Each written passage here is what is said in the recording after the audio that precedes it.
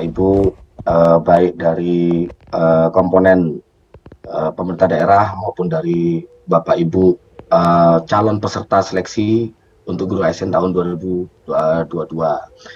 Uh, Perkenankan ini kami laporkan, kami paparkan bagaimana mekanisme seleksi guru ASN P3K tahun 2022 untuk menopang pendidikan yang lebih berkualitas. Jadi yang uh, perlu kita pahami dulu filosofi kita ini untuk tahun 2022. Jadi mengingat dari hakikat ini manusia ya, ini dari psikolog Amerika Benjamin Bloom, bahwa diri manusia itu terdiri dari peta kognisi, intelektual pengetahuan, EQ, afektif, sikap emosional, dan psikomotor. Nah, berdasarkan dengan penciptaan diri manusia itu sendiri, lalu dengan adanya pengalaman, pembelajaran, pendidikan, pelatihan, dan lainnya, itu akan mengakibatkan perubahan perilaku. Nah, perilaku inilah yang akan menggambarkan bagaimana peta kompetensi kognitifnya individu manusia, afektifnya, dan juga psikomotornya. Nah, untuk guru itu sendiri, tuntutannya di abad 21, dia harus memiliki kemampuan untuk melatih siswanya agar dapat berkolaborasi, berkomunikasi, dan memiliki critical thinking and problem solving dan kreativitas. Itu bagaimana perilaku guru tuntutan ke depan ini dapat membentuk siswa sama apa yang dituntut seperti abad 2021. Nah, untuk kompetensi guru dan dosen itu sendiri berdasarkan Undang-Undang 14, ini ada tuntutan pedagogik, profesional, kepribadian, dan sosial. Kita ketahui untuk profesional itu ada di ranah kognitif, pedagogik, sosial, dan kepribadian itu ada di ranah afektif dan psikomotor. Ini yang kenapa mekanisme seleksi guru ASN tahun 2022 ini agak sedikit berbeda dari tahun-tahun sebelumnya. Setelah itu, sebagai ASN-nya sendiri, merujuk pada Undang-Undang 5 tahun 2014, itu diwajibkan untuk memiliki kompetensi teknis, sosiokultural, dan manajerial.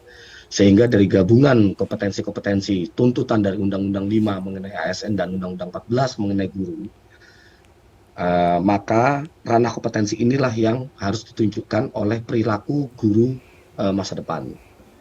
Nah, dikarenakan ranah yang berperilaku untuk kognitif, aktivitas, dan psikomotor ini sangat komprehensif, maka diperlukan pengukuran yang agak berbeda dari tahun-tahun sebelumnya. Jadi harus menilai kualitas secara lebih komprehensif. Ini sebabnya tahun 2022 akan ada 3 mekanisme seleksi guru ASN P3K. Nah, sehingga diharapkan dengan adanya penilaian yang berbeda, sehingga individu itu dapat dinilai secara komprehensif dari berbagai aspek, baik dari kualitas secara diri manusianya itu sendiri, tuntutan ASN-nya, dan gurunya, dan dia sebagai gurunya. Ini yang melatar belakangi mekanisme seleksi tahun 2022 untuk guru ASN P3K. Nah, selanjutnya tadi Bu PLT Dirjen sudah mengemukakan bahwa tahun 2022 akan ada 3 mekanisme, yaitu prioritas pertama itu akan kita prioritaskan untuk guru-guru yang telah lulus passing grade di tahun 2021. Ini tidak perlu tes lagi karena dia sudah lolos seleksi.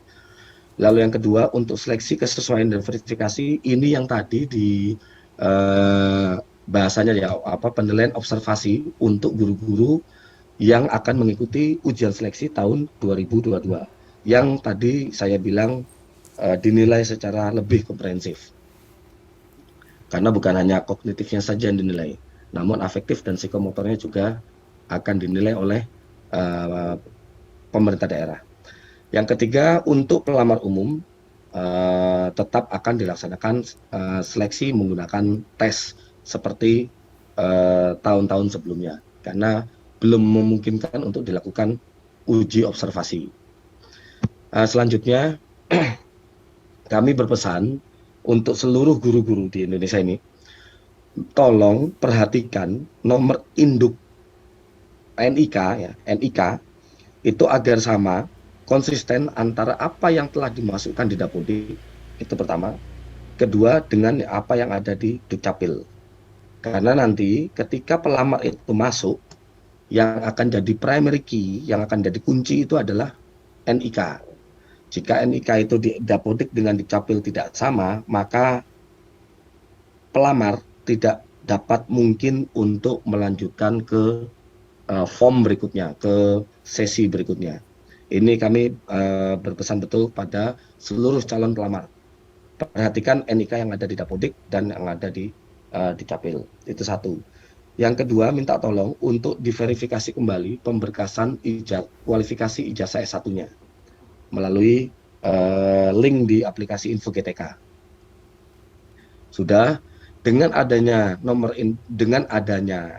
kode-kode NIK yang sudah sinkron tersebut, nanti sistem secara otomatis akan membedakan individu mana yang masuk ke P1, individu mana yang masuk ke P2 sebagai K2, individu mana yang masuk ke P3, ini yang bisa dilakukan dengan mekanisme observasi, penilaian observasi, lalu individu mana yang akan masuk ke pelamar umum. Ini yang individu-individu yang belum mencapai 3 tahun di Dapodik, atau individu baru yang telah memiliki sertifikat pendidik melalui jalur PPG Percepatan. Selanjutnya, untuk mekanisme yang pertama, ini tadi sudah dijelaskan juga oleh Bu PLT Dirjen.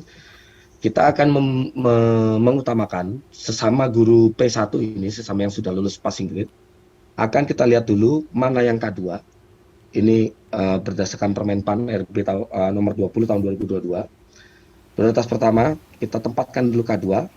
Jika masih ada formasi, maka guru-guru yang lulus passing grade yang sebagai honor negeri pada saat pelamaran tahun 2021 ya. Pada saat pelamaran tahun 2021, satu. Lalu jika masih ada kuota, kita lihat lulusan PPG. Jika masih ada kuota di daerah, maka untuk honorer swasta. Ini kita akan selalu dorong ke pemerintah daerah agar formasi yang diajukan di tahun 2022 ini harapannya harus lebih besar dari jumlah P1 atau jumlah guru yang telah lulus passing grade.